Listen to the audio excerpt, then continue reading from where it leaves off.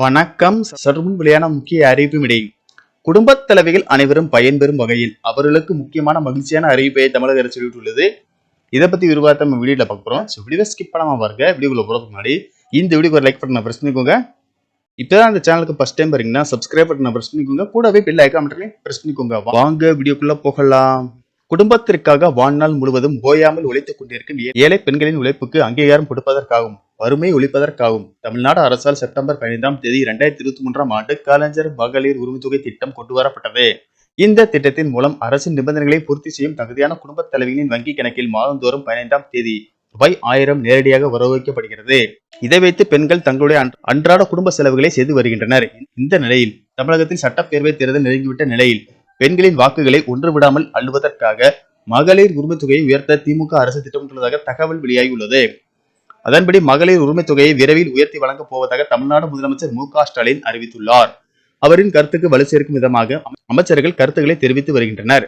இந்த நிலையில் சமீபத்தில் திண்டுக்கல்லில் நடைபெற்ற பொங்கல் விழாவில் அமைச்சர் ஐ. பெரியசாமி பேசும்போது விரைவில் பெண்களுக்கு இனிப்பான செய்தி வரும் என்று கூறினார். இதன் மூலம் மகளிர் உரிமை தொகை ரூபாய் 1500 உயர்த்தப்பட உள்ளதாக திமுக வட்டாரங்களில் தகவல் பரவ தொடங்கியது.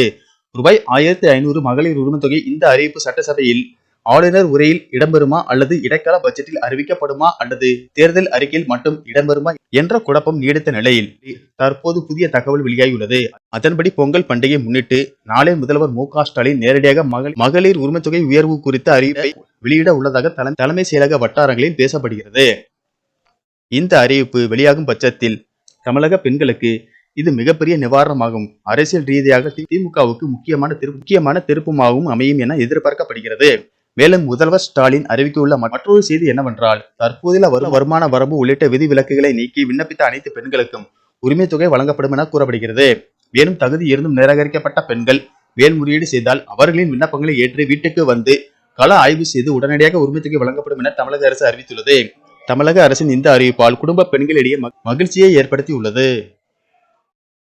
நன்றி, வணக்கம்.